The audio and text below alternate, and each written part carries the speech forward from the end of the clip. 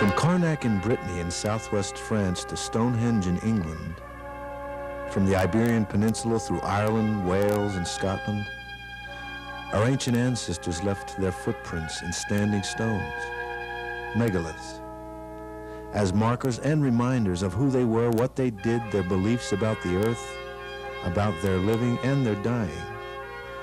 A forever myth story for us to discover and discern.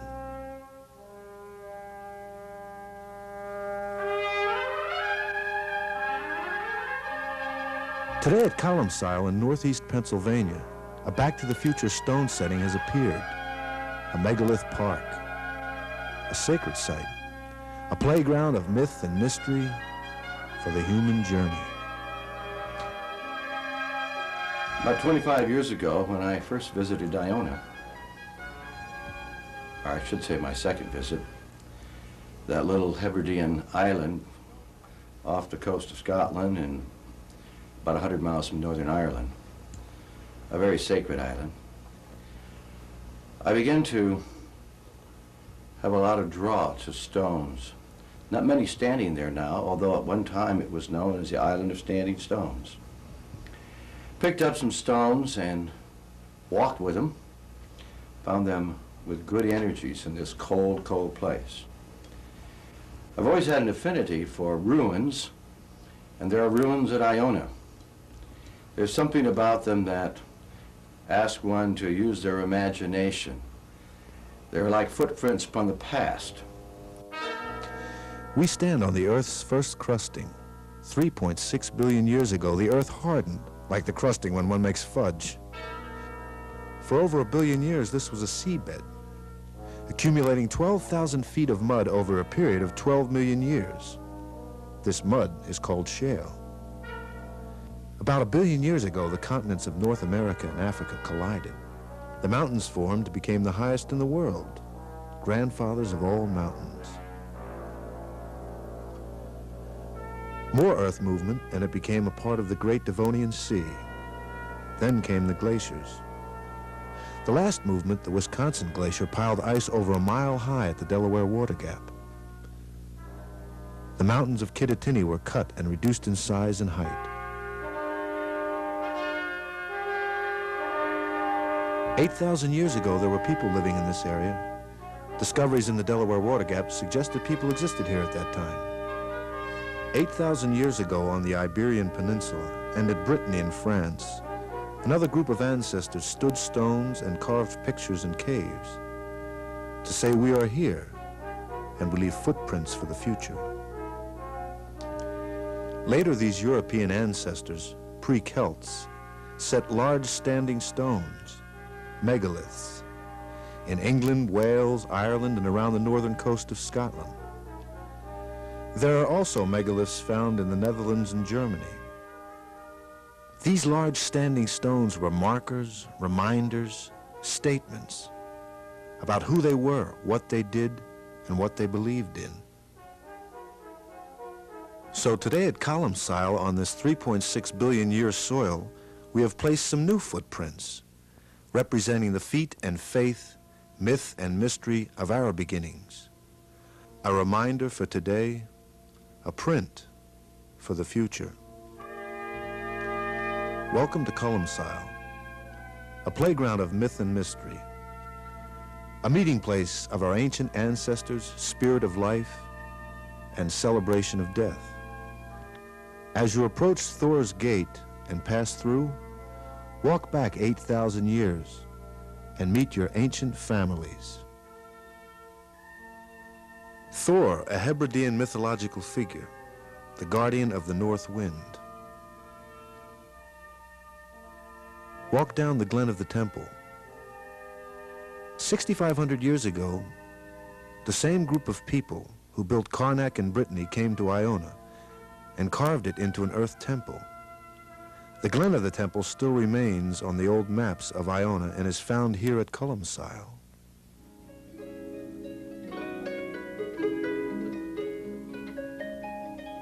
Saint Columba, Columcille in Gaelic, came to Iona from Ireland in the 6th century, where he built a monastery.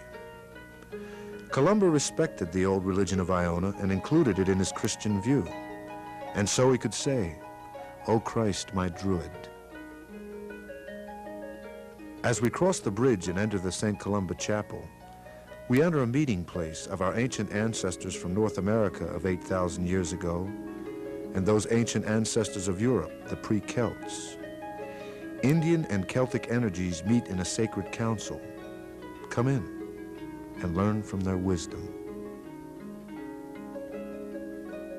My first vision on Columcille was to build a chapel. I saw it in my mind's eye kind of right here, and I knew exactly what it was going to look like. And we built that in 1979. But that wasn't complete. The place, I still saw those standing stones, single tall megaliths. And one day while I was here in the house looking out at the field, I could see the circle, and I knew it was time to set stones. Went out and gathered some, both here on the land and down the road a bit, and set the first circle. When they were finished, they looked like they were always there.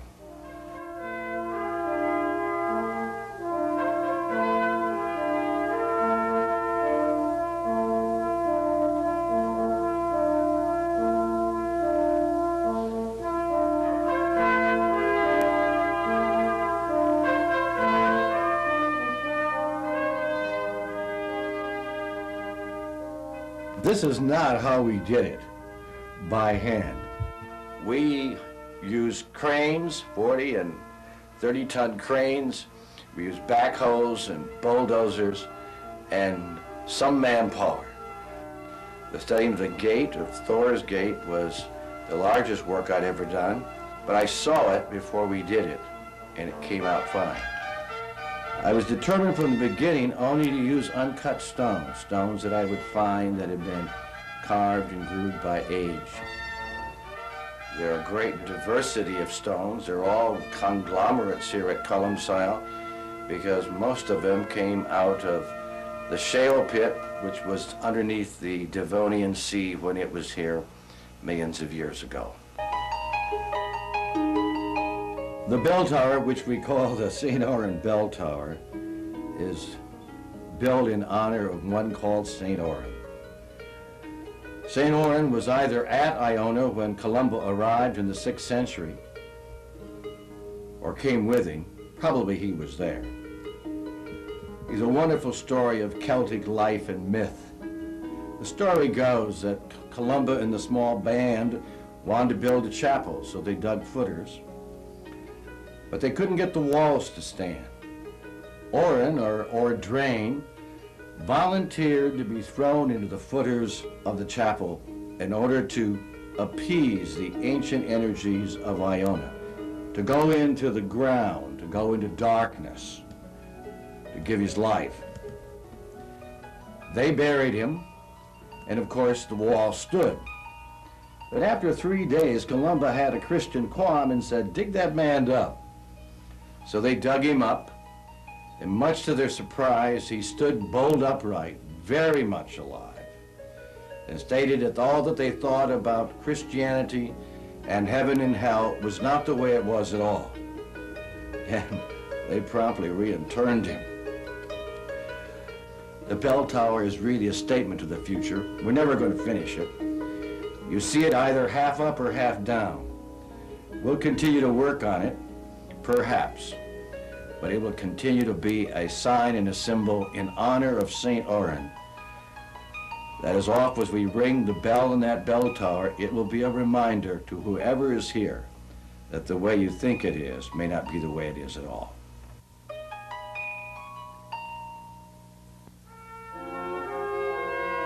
That lovely white stone there off to the right of the chapel is the St. Bridget stone, named after the matron saint of Ireland. She has all the signs of wear and tear of the feminine of earth. At the same time, the stone illuminates even in the moonlight like a great flame of light, of which Bridget was the keeper and is the keeper.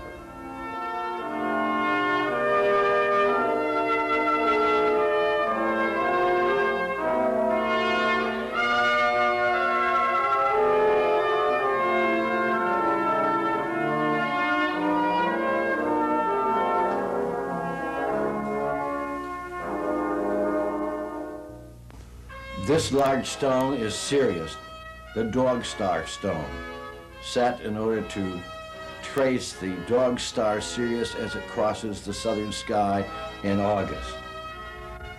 The latest addition to Columcille happened just this past October during no time.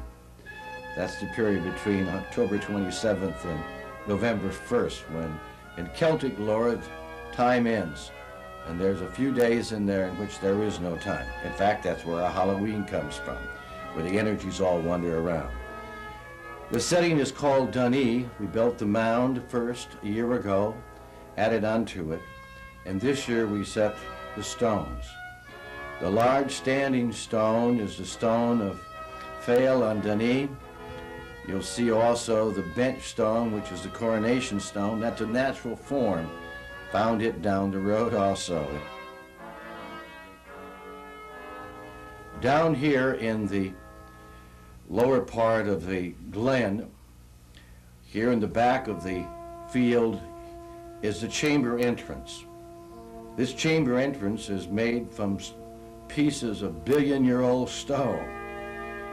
Entrances like this were found in Celtic times. There were entrances, chamber entrances into grave sites. This one has its own mystery and its own lore. The megaliths and stones at Columcille are really manifestations of that original prompting and vision that I had at Iona. They become a sacred playground of myth and mystery, of stones to dance with, play with, and let one's imagination go free.